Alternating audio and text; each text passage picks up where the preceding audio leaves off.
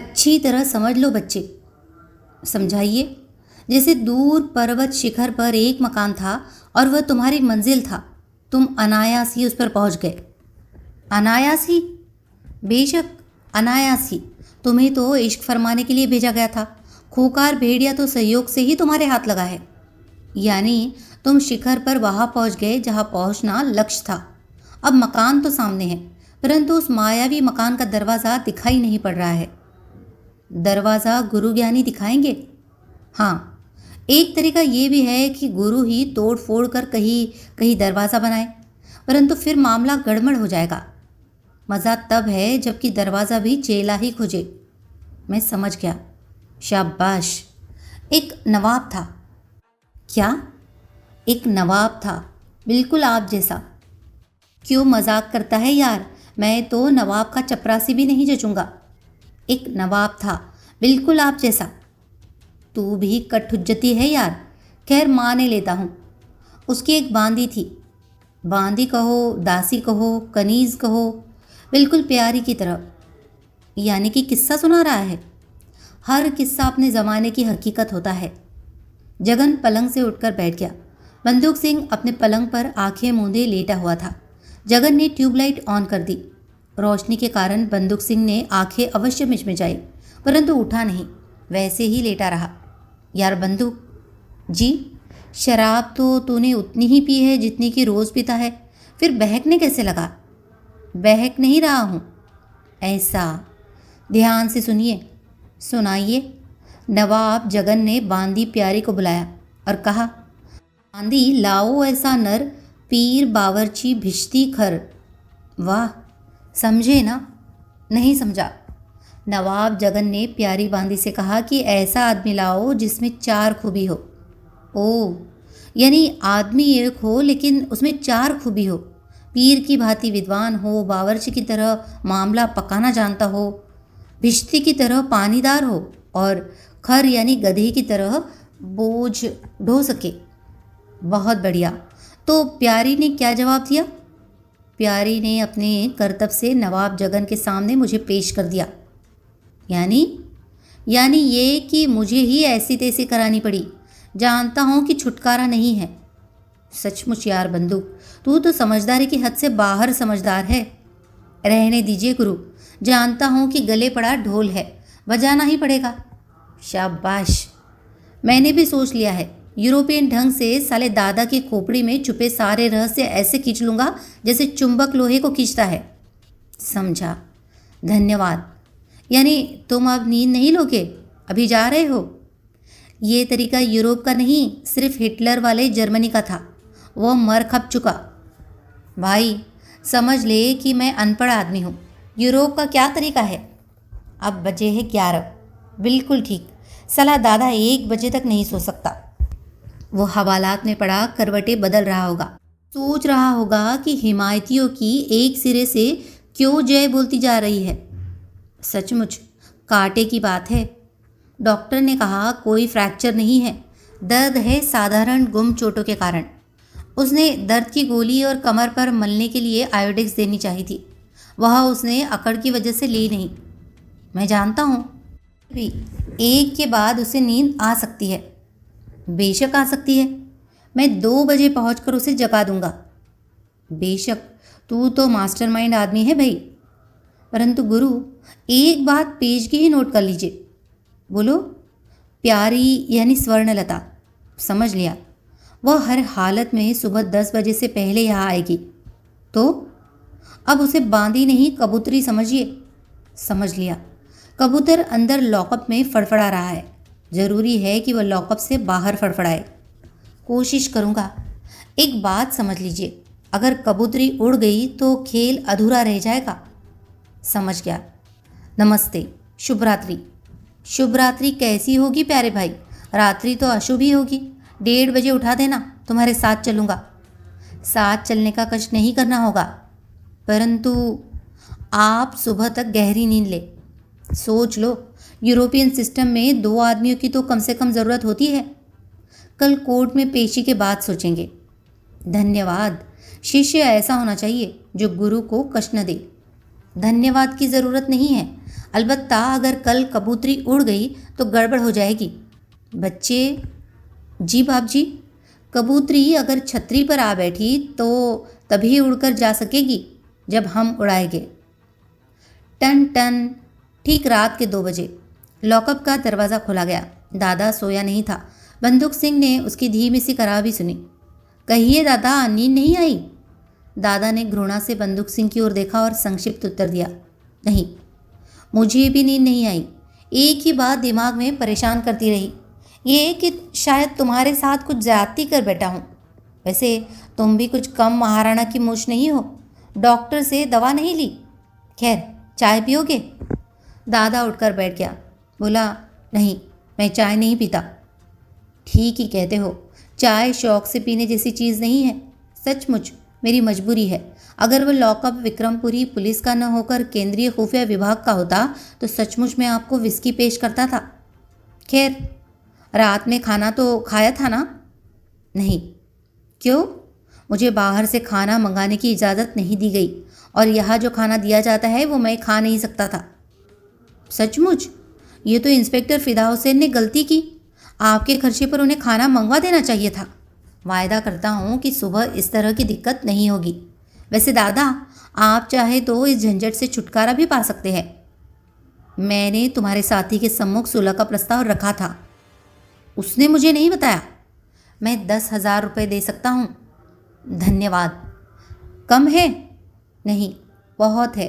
सिर्फ इतना और चाहूँगा कि मेरी भी आबरू बची रहे। कहिए। बाबू सिंह की लाश कहाँ है? कौन बाबू सिंह?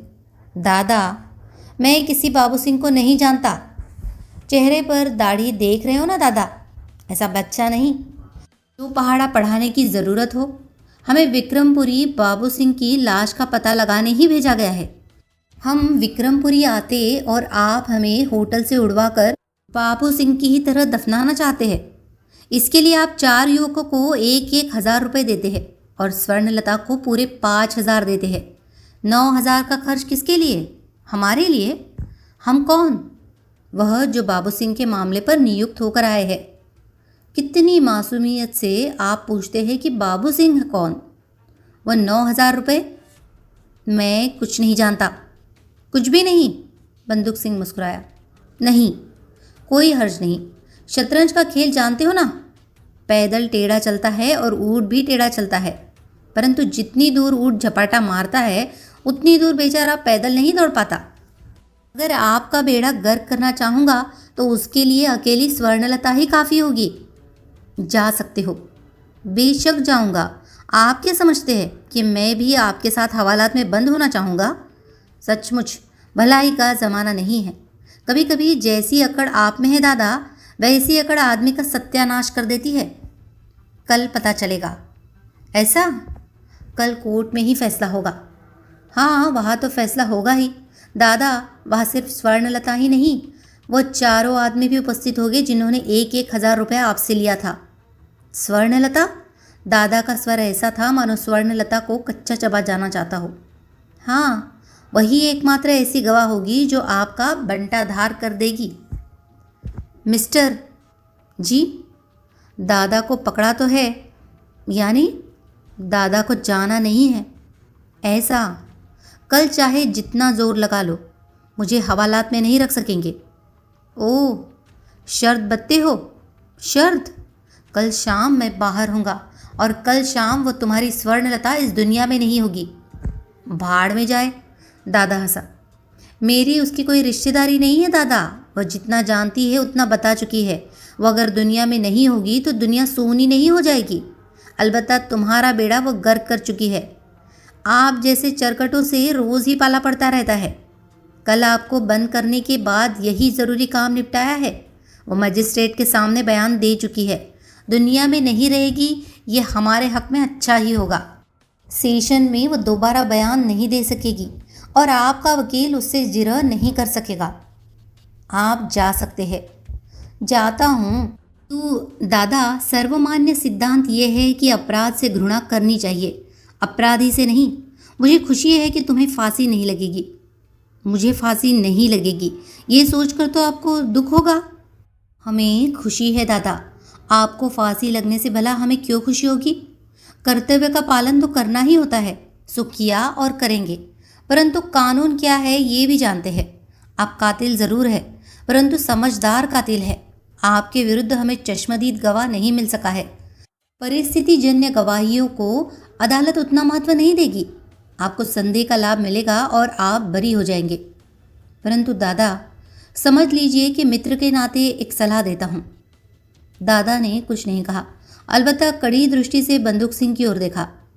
स्वर्णलता को समाप्त करते समय भी ये ध्यान रखे, कोई मौके का गवाह न हो। मुझे सलाह की ज़रूरत नहीं है, आप जाइए, मैं सोना चाहता हूँ। ज़रूर, अच्छा चलता हूँ। बंदूक सिंह एक कदम आगे बढ़ा और फिर रुक गया। एक बात और जान लेना चाहता था, सुबह कोर्ट जाने से पहले क्या आप अपने वकील से मिलना चाहेंगे? मेरा वकील खुद मुझे खोज लेगा, मुझे आपका एहसान लेने की ज़रूरत नहीं पड़ेगी। एहसान किस पर कौन करता है दादा? बंदूक सिंह ने इस बार सचमुच लॉकअप से बाहर जाने का उपक्रम किया। सुनते जाइए, सुनाइए। इस बार बंदूक सिंह लौटा तो खड़ा नहीं रहा, ठीक दादा के सामने आ बैठा। बहुत खुश है ना? खुश तो हूँ। ज़्यादा खुशी अच्छी नहीं होती। ज़्यादा या कम खुशी मिलेगी तो कौन खुश नहीं होगा। मेरा नाम दादा है, जानता हूँ। दुश्मन को मैं सहन नहीं कर पाता। वह हरामजादी औरत तो खैर कल इस दुनिया में होगी ही नहीं। संभल कर रहना। यानी कहा ना, दुश्मन को मैं सहन नहीं कर पाता। दादा, बात को अच्छी तरह समझ लेना। दादा, आप उल्लू के पट्टे हैं। वो चौंका। विक्रमपुरी में किराए के कातिल किराए के चाकू सिंह रखकर आंखों से अंधे हो गए हैं आप? ये देख ही नहीं पाते कि हिंदुस्तान ने कितनी तरक्की कर ली है। अभी आप मुझे 10,000 देने की बात कर रहे थे ना? 1 पैसा भी नहीं दूंगा। आप 10 नहीं 20,000 भी देंगे। जानते हैं कि आपसे ही 10,000 रुपये लेकर आपका यही इसी लॉकअप में मार मार कर भुर्ता बना दे सकता हूँ। फिर आपके दिए 20,000 में से 10,000 डॉक्टर को दूंगा। आपका सारा बदन टूटा फूटा पड़ा होगा, परंतु डॉक्टर रिपोर्ट देंगे कि विक्रमपुरी के मशहूर दादा हार्ट फेल हो जाने के कारण मरे। समझ रहे हैं ना? हिंदुस्तान, भारत यानी इंडिया बहुत तरक्की कर चुका है। इसी प्रकार कभी नोकझोंक, कभी गंभीर बातें। दादा और बंदूक सिंह बार बार उलझते थे और बार बार सुलझते थे। बोर हो गई। दिन का उजाला फैल गया। दोनों लॉकअप के अंदर ही बैठे रहे और लॉकअप का दरवाज़ा खुला रहा। 7 बजे फिद्दे मियाँ आए। उन्होंने ही चाय मंगवाई। जब बंदूक सिंह के साथ दादा को चाय दी तो दादा ने इनकार नहीं किया। 8 बज रहे थे, परंतु जगन फुर्सत की नींद में था। बाहर से दरवाज़ा खटखटाया गया। जगन जागा, सिगरेट सुलगाई। दरवाज़ा निरंतर खटखटाया जा रहा था। क्या मुसीबत है, बड़बड़ाता हुआ वो उठा। दरवाज़ा खोला तो चौंक पड़ा। दरवाजे पर प्यारी खड़ी थी, स्वर्णलता। तुम? जी। परंतु जगन ने उससे अंदर कमरे में आने के लिए नहीं कहा। वो दरवाजे पर ही खड़ा रहा। विवश होकर प्यारी ने ही कहा, अंदर बैठने को नहीं कहिएगा। यही सोच रहा हूँ। मुझे मिस्टर बंदूक सिंह से मिलना है। वो यहाँ नहीं है। कहाँ गए? कोई अच्छी जगह नहीं है जिसे बताया जा सके। दादा पुलिस के लॉकअप में है ना, वही उसे मगज मार रहे होगे। यूँ होटल के रिसेप्शन काउंटर पर बैठी महिला ने भी मुझे ऐसे देखा जैसे मैं अजीब जानवर हूँ। फिर भी उसकी बात समझ में आती है। उसने तो मुझे महिला पुलिस के साथ देखा था। परंतु आप? आइए। इतना कहकर जगन अंदर की ओर मुड़ गया। वह जगन के पीछे पीछे चलती हुई अंदर पहुंची। बैठिए। धन्यवाद। उसने बैठते हुए पूछा, क्या कारण बताएंगे कि मुझे अंदर बुलाने में संकोच क्यों था? जाने दीजिए। बताना नहीं चाहते? वैसे कोई गुप्त बात नहीं है। तो दादा ने जो सूचनाएं दी है उनके अनुसार हमें आपको तुरंत गिरफ्तार कर लेना चाहिए। उन सूचनाओं पर आपको विश्वास है? सवाल विश्वास का नहीं है, सवाल है नियम का। नियमानुसार आपको गिरफ्तार किया जाना चाहिए, परंतु बंदूक सिंह आपको गिरफ्तार नहीं करना चाहता। मैं उन्हीं के बुलावे पर आई हूँ। गिरफ्तार होने? अगर वो चाहे तो उन्होंने मुझे वायदा माफ गवाह बनने के लिए कहा था। मैं तैयार होकर आई हूँ। अच्छा होता कि यह निर्णय आज की बजाय कल ही कर लिया होता। आज? बंदूक सिंह जाने, आपको मुझ पर विश्वास नहीं है? विश्वास? खैर छोड़िए इस बात को। यानी विश्वास नहीं है? चाय पीजिएगा? ज़रूर पी लूँगी। सुबह ट्रेन पकड़ने की जल्दी में बस नहाकर स्टेशन की ओर भागी, दूसरी चाय नहीं पी सकी। जगन ने फ़ोन उठाया और चाय का ऑर्डर दे दिया। आपको एक सूचना दूँ? सूचना? झाऊमल पर शायद आपकी नज़र थी। नज़र है? वो आज भाग रहा है। चौंका जगन। ये सूचना कैसे मिली? रेलवे स्टेशन के पास एक कार सर्विस गैराज है। संयोग से झाऊमल का ड्राइवर वहाँ मिल गया। अच्छी भली कार को सर्विस के लिए दिया है। दोपहर तक कार मिल जाएगी और पंछी उड़ जाएगा। आपका धन्यवाद स्वर्णलता जी। सूचना देना मैंने अपना कर्तव्य समझा। आपने मुझ पर व्यक्तिगत तौर पर एहसान किया है और ये एहसान मैं कभी नहीं भूलूंगा। सचमुच? वह मुस्कुराई। आज एकदम सफ़ेद परिधान में वो बहुत सौम्य लग रही थी। पक्षी बहुत प्रकार के होते हैं।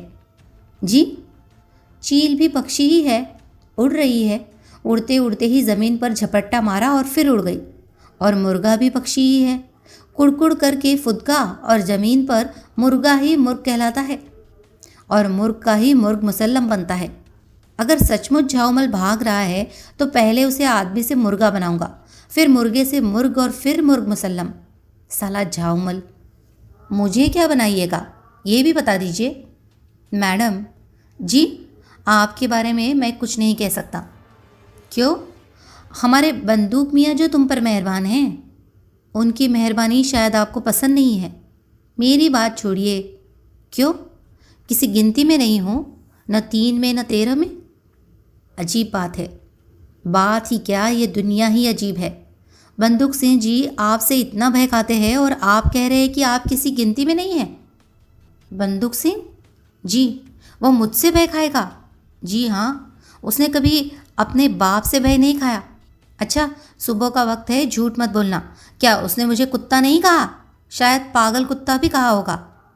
बरबस ही प्यारी मुस्कुरा दी। जगन उमंग में था। चाय आ गई तब नाश्ते का ऑर्डर दिया। बोला, एक चाय नाश्ते से पहले, एक नाश्ते के बाद में। और इसी तकल्लुफ़ में 9 बज गए। जल्दी जल्दी उसने स्नान किया और आप? इटलाती सी वो बोली। आप मुझे आप मत कहिए, मैं इस योग्य नहीं हूँ। झाऊमल ने आपकी योग्यता बढ़ा दी है। मैंने आपको सभी बातें बताई थी। सभी बातें? झाऊमल के बारे में? हाँ। आप उसे गिरफ्तार करेंगे ना? बताया नहीं कि उसका मुर्ग मुसल्लम बनाऊंगा? मेरे पर्स में लगभग 150 रुपये है। तुम्हारे पर्स में कितने रुपए है मैं नहीं पूछ रहा हूँ। जानती हूँ, मैं अपनी इच्छा से बता रही हूँ कि मेरे पर्स में 150 रुपये है। अगर आप मुझे गिरफ्तार भी करेंगे तो ऐतराज़ नहीं होगा।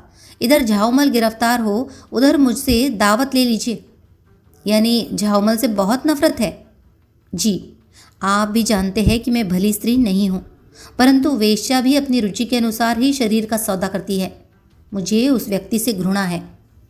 सुनिए जी, घृणा और प्रेम से मुझे मतलब नहीं है। सो जानती हूँ। तब तक यही रहे जब तक बंदूक सिंह यहाँ न लौट आए। वह मुस्कुराई। यानी कैद? कैद से बचाने का एक तरीका। यहाँ रहोगी तो कोई नहीं जानेगा कि कहाँ हो। जो आज्ञा। अगर बंदूक सिंह समय पर न लौटे तो भोजन कर लेना।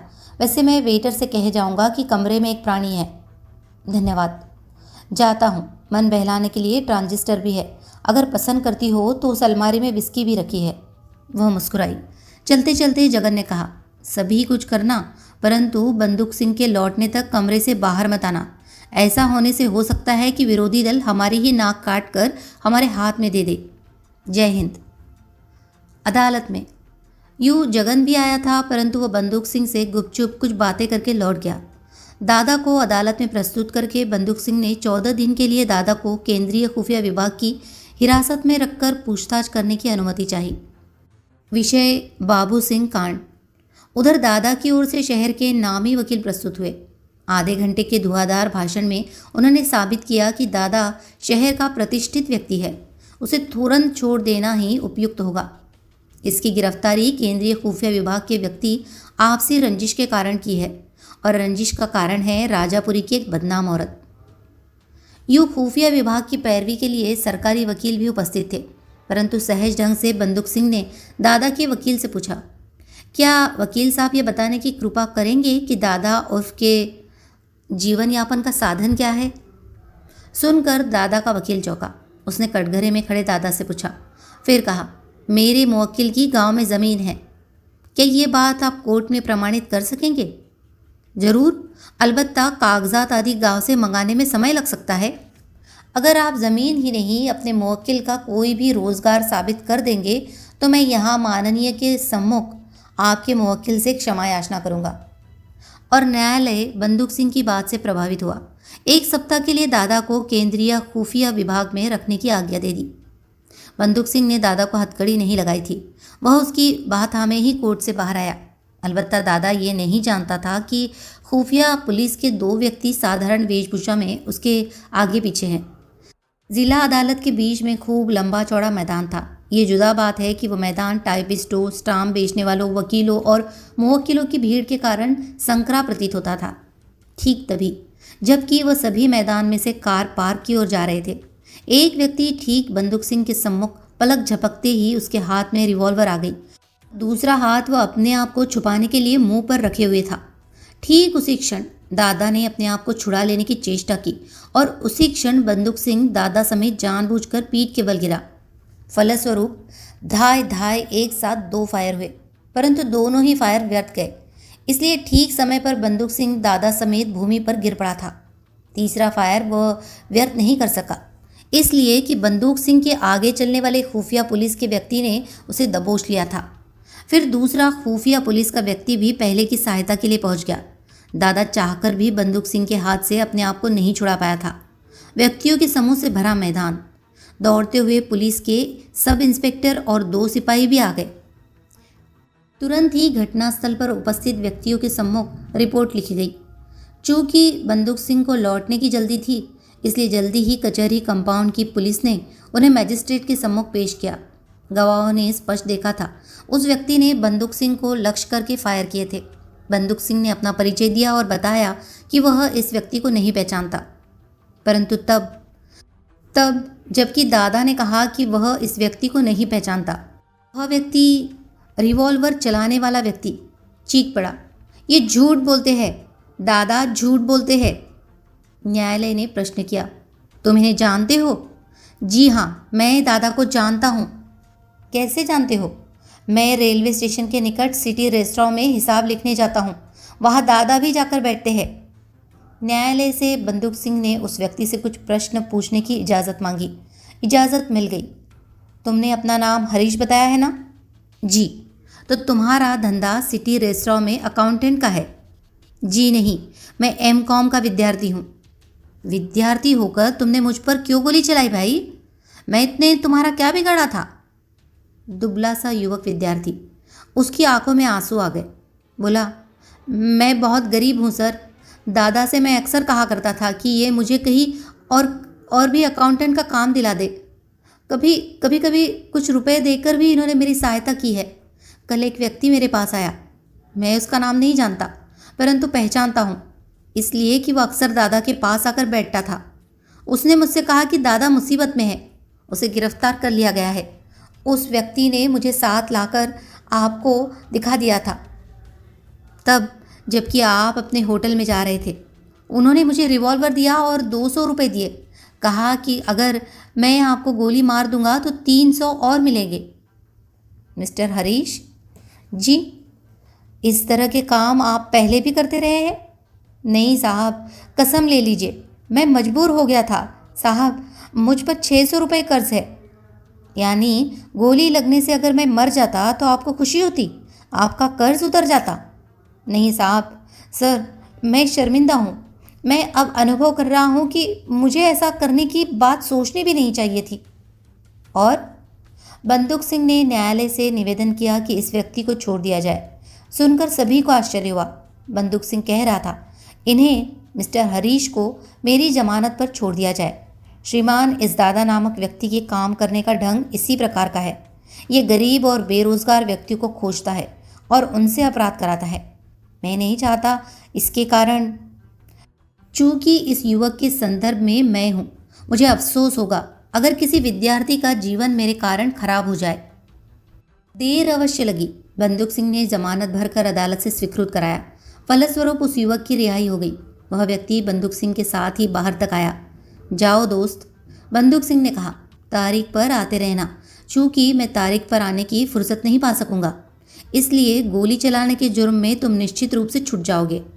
अलबत्ता तुमसे अवैध रूप से बनी हुई रिवॉल्वर बरामद हुई है। सो इस मामले में तुम जानो, तुम्हारा भाग्य जाने। नमस्ते। कृतज्ञता से बंदूक सिंह को देखता हुआ वह व्यक्ति झुका और फुर्ती से उसने बंदूक सिंह के पाँव छुए और भीड़ में ओझल हो गया। खुफिया पुलिस की गाड़ी में बंदूक सिंह दादा को वापस लॉकअप में बंद कराने ले जा रहा था। बंदूक सिंह शांत था। इत्मीनान से उसने पाइप जलाया था और धुआं उड़ा रहा था। फायर होने की घटना के बाद उसने दादा से बात नहीं की थी। दादा ने मौन तोड़ा। बहुत खुश हो? बेशक, बहुत खुश हूँ, बंदूक सिंह ने उसकी ओर देखे बिना उत्तर दिया। ज़्यादा खुश होना ठीक नहीं है। क्यों? सिर्फ एक ही बार तो खाली गया है। बड़े होशियार की दुम बनते थे। दादा की गिरफ्तारी गुप्त रखना चाहते थे। मेरी मशीनरी चालू है। ऐसी तैसी तुम्हारी मशीनरी की। आगे आगे देखना क्या होता है। देखेंगे। वैसे ये भी जानता हो कि राजापुरी का थानेदार तुम्हारा पालतू है। घबराओ नहीं, वनराज का भी इंतज़ाम होगा। किस किस का इंतज़ाम करोगे? बंदूक सिंह ने उत्तर नहीं दिया। आज की रात तुम्हारे जीवन की आखिरी रात होगी। वह अब भी मौन रहा। ये याद रखने के लिए जिंदा नहीं रहोगे कि कभी दादा से पाला पड़ा था। बंदूक सिंह फिर मौन। चाहो तो अभी वनराज सिंह को फ़ोन करना। बंदूक सिंह ने रोष भरी दृष्टि से उसे देखा। वैसे शाम के अखबारों में ये खबर छप जाएगी कि राजापुरी में प्यारी उर्फ स्वर्णलता का कत्ल हो गया। ये भी लिखा होगा कि कहा जाता है वह श्री बच्चलन थी। एकदम अप्रत्याशित। बंदूक सिंह फिरकी की तरफ घूम गया और उसके हाथ का दादा के गाल पर इतनी जोर का तमाचा पड़ा कि दादा सीट से लुढ़क गया। अब जब दोबारा संभल कर बैठा तो उसकी आंखों में शरारत पूर्ण चंचलता नहीं थी। ऐसा लग रहा था जैसे भय से आंखें पथरा गई हो। बोल कमीने आदमी, खामोश क्यों हो गया? सचमुच दादा नहीं बोल सका। हरामजादे, अब तो 1 हफ्ते तक मेरे कब्जे में है। चलते फिरते छोकरों को रुपया और रिवॉल्वर बांटने से कुछ नहीं होगा। किसी अच्छे मिस्त्री मैकेनिक की तलाश करवा। तेरे हिस्से पुर्जे जो तोड़ तोड़ कर मैं अलग करूँगा, क्या समझा? शायद कोई अच्छा मैकेनिक भी उन हिस्से पुर्जों को जोड़कर दोबारा तुझे चलने फिरने लायक नहीं बना सकेगा। सहमा सा दादा। पुनः इत्मीनान से पाइप का धुआं उड़ाता बंदूक सिंह। गाड़ी अपने गंतव्य स्थान पर पहुंचकर रुक गई। दिशा उत्तर। वह सड़क जो विक्रमपुरी की नगर सीमा पार करने के बाद हजारों किलोमीटर लंबे राजमार्ग में बदल जाती थी और 2 प्रांतों को पार करके तीसरे प्रांत में जाकर समाप्त होती थी। राजमार्ग पर अब झाऊमल की कार सरपट दौड़ रही थी। विक्रमपुरी नगर की सीमा लगभग 5 किलोमीटर पीछे छूट गई थी। पिछली सीट पर झाऊमल बैठा था और उसके अगल बगल 2 युवतियां बैठी थी। उनका परिधान शोक रंगों का था। चेहरों पर गहरे मेकअप की परत थी और होठों पर गहरे लाल रंग की लिपस्टिक पुती थी। अगली सीट पर एक अधेड़ औरत थी। एक नौकर प्रकार का मैली सी वेशभूषा में अधेड़ व्यक्ति था और एक ड्राइवर था। यकायक ड्राइवर ने तेजी से ब्रेक लगाया। झाऊमल ने बंदर किसी घुड़की के स्वर में पूछा, क्या है रे, क्यों रुका? लगता है आरटीओ चेकिंग है। जा और जाकर मेरा नाम ले, कहे कि हम तीर्थ यात्रा को जा रहे हैं। और जैसे ही ड्राइवर कार से नीचे उतरा, चौंक पड़ा झाऊमल। बेचारे के देवता कूच कर गए। देखा कि एक पुलिस इंस्पेक्टर के साथ जगन उसकी ओर आ रहा है। जगन ऐसे दृष्टि करे रहा जैसे झाऊमल को पहचानता ही नहीं। क्षमा कीजिएगा झाऊमल जी, इंस्पेक्टर ने टोका। मैं तीर्थ यात्रा पर जा रहा हूँ। शायद ये दोनों आपकी पुत्री है। आपको मतलब? ओह, ये शायद आपकी श्रीमती जी है। आगे बैठी स्त्री की ओर हाथ जोड़कर इंस्पेक्टर ने कहा, नमस्ते जी। आप मतलब की बात कीजिए, झाऊमल चीखता सा बोला। ड्यूटी पर हूँ झाऊमल जी, भला बिना मतलब बात करने की फुर्सत हो सकती है? दरअसल आपकी गिरफ्तारी का वारंट है और आपको गिरफ्तार करके फ़ौरन ही कोर्ट में पेश करना है। आप शहर के इतने नामी आदमी, हथकड़ी तो आपको लगाऊंगा नहीं। ए ड्राइवर। जी, निकट आता ड्राइवर बोला। इस कार की चाबी दो और ये दूसरी चाबी लो। वह जो कार खड़ी है, तुम्हें उस कार को लेकर इस कार के पीछे पीछे जिला कचहरी पहुंचना है। ठीक है ना झाऊमल जी? बेचारा झाऊमल, वो बिखर कर बोला। कहाँ है गिरफ्तारी का वारंट? ये रहा, देख लीजिए। भला मैं बिना वारंट के आपको गिरफ्तार करने की हिम्मत कर सकता हूँ? इंस्पेक्टर ने वारंट बढ़ा दिया। अब क्या कहे बेचारे झाऊमल जी। मुझे बड़ा अफसोस है झाऊमल जी। वैसे आप लोगों की क्या गिरफ्तारी, हाकिम आपको देखते ही रिहा कर देंगे। अफसोस है कि इसी कारण आपकी दोनों पुत्रियों और पत्नी को कष्ट होगा। आप चाहे तो कोर्ट पहुंचने के बाद इन्हें घर भिजवा दीजिएगा। हुजूर साहब, घबराई सी आगे की सीट पर बैठी स्त्री दरवाज़ा खोलकर बाहर निकल आई और उसकी देखा देखी पिछली सीट पर बैठी दोनों युवतियां भी कार से बाहर आ गई। उधर ट्रैफिक अब रुका हुआ नहीं था। जगन झाऊमल की कार में आकर ड्राइवर की सीट पर बैठा और कार सड़क से हटाकर किनारे पर कर दी। तीनों स्त्रियों ने इंस्पेक्टर को घेर लिया था। हुजूर साहब, अधेड़ स्त्री कह रही थी, कार में से हमारा सामान निकलवा दीजिए। हम कचहरी नहीं जाएगी, किसी दूसरी सवारी में हम अपने घर चली जाएंगी। अजीब है आपके पति गिरफ्तार किए गए हैं और आपको उनसे सहानुभूति नहीं है। मेरे तो सभी पति है जी हुजूर साहब। क्या मतलब? आप गलत समझ रहे हैं हुजूर साहब। मेरा नाम शरबती है, ये दोनों मेरी लड़की है। ये चंदा है और ये बिजली है। मेरा उर्वशी नगर में कोठा है। हम नाचने गाने वाली है। मैं तो अब उम्र रही नहीं। वैसे हम तीनों यूनियन के मेंबर हैं। पुलिस हमारी यूनियन को मानती है। हैरत की बात है। इंस्पेक्टर ने तनिक झुककर खिड़की के निकट मुंह लाकर पूछा, झाऊमल जी, ये क्या कह रही है? आपको मतलब? परेशान सा झाऊमल बोला। आप तीर्थ यात्रा पर जा रहे थे ना, तो क्या देवता के सामने मुजरा कराते? तीर्थ स्थान पर यह कुकर्म भी होता है क्या? मुझसे पूछिए हुजूर साहब। क्या पूछूं? ये तीर्थ नहीं जा रहे हैं तो 15 दिन के लिए घूमने निकले थे। तुम्हें कैसे मालूम? लो हुजूर साहब, भला मुझे कैसे नहीं मालूम होगा? 500 रुपये रोज़ ठहरे हैं। अच्छी खासी कमाई की उम्मीद थी, परंतु भगवान जो करते हैं अच्छा ही करते हैं। शायद इसी में अच्छा ही हो। हमारा सामान दिलवा दीजिए हुजूर साहब। इंस्पेक्टर ने जगन की ओर संकेत करते हुए कहा, उनसे कहो। जगन कार के अगले दरवाजे का सहारा लिए खड़ा था। वह जगन के सम्मुख पहुंची। हुजूर साहब। जी, हमारा सामान। मुस्कुराते हुए जगन ने झुककर झाऊमल की ओर देखा। पूछा, क्या आज्ञा है झालमल जी? चाबी गुच्छे में है। सो जानता हूँ। वैसे आप चाहे तो इन्हें साथ ही ले चलिए। कौन जाने मजिस्ट्रेट न दे तो जज साहब इन्हें हवालात में साथ रखने की अनुमति दे दे। बेचारा झाऊमल। उसने जगन की ओर से जानबूझकर मुंह फेर लिया। सुनिए। जी हुजूर साहब। मेरी सलाह है कि आप अपना सामान यहाँ मत उतारिए। न तो यहाँ बस स्टॉप है, न किसी और सवारी के मिलने की उम्मीद है। आप शहर तक कार में ही चलिए। कोर्ट के रास्ते में जहाँ सुविधा हो वहाँ उतर जाइएगा। डर लगता है हुजूर साहब। मुझसे डर लगता है? जी हुजूर साहब। क्या मेरी शक्ल ऐसी भयानक है कि आपको झाऊमल से डर नहीं लगा और मुझसे डर लगता है? सो बात नहीं तो आप भी तो पुलिस है। हाँ, हो तो पुलिस ही, परंतु पुलिस हर एक को कचहरी या जेल नहीं ले जाती। आज बारी सिर्फ झाऊमल जी की है। हुजूर साहब, कार में बैठ जाइए, घबराने की ज़रूरत नहीं है। वो तीनों विवश सी कार में बैठ गई। इस प्रकार विक्रमपुरी की ओर अच्छा खासा काफिला चला। आगे झाऊमल की कार, जिसे जगन चला रहा था। फिर जगन की कार, जिसे झाऊमल का ड्राइवर चला रहा था। इसके बाद 2 पुलिस की जीप कारें, नगर प्रवेश, फिर उर्वशी रोड।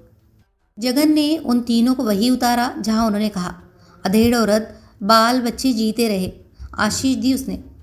अब आगे जगन के साथ झाऊमल का नौकर था, पीछे अकेला झाऊमल। झाऊमल जी, जगन ने शीशा झाऊमल पर फिक्स करते हुए कहा। वो नहीं बोला। जगन ने कहा, झाऊमल जी, आपको प्रसन्न होना चाहिए। मैं आपकी मनोकामना पूरी कर रहा हूँ। जेल तो तीर्थ है। भगवान श्री कृष्ण का जन्म जेल में ही हुआ था। परंतु झाऊमल मौन ही रहा। अलबत्ता कोर्ट में पहुंचते ही झाऊमल मुखर हो उठा। आनन फानन में उसके लिए आधा दर्जन वकील एकत्रित हो गए, परंतु व्यर्थ। बाबू सिंह कांड के कारण गिरफ्तार किया गया था। अदालत द्वारा 1 सप्ताह हिरासत में रखने का आदेश मिला था। झाऊमल की कार जगन ने ड्राइवर को सौंप दी थी। जगन अपनी कार से उसे खुफिया पुलिस के लॉकअप में ले जा रहा था। झाऊमल जी, अगर चाहे तो ताज का सेट खरीद लूँ? बादशाह कहे या गुलाम कहे, वहाँ दादा भी है। झाऊमल मौन था। जगन ने मानो चेतावनी दी। झाऊमल जी, मुंह में दही जमाने से काम नहीं चलेगा।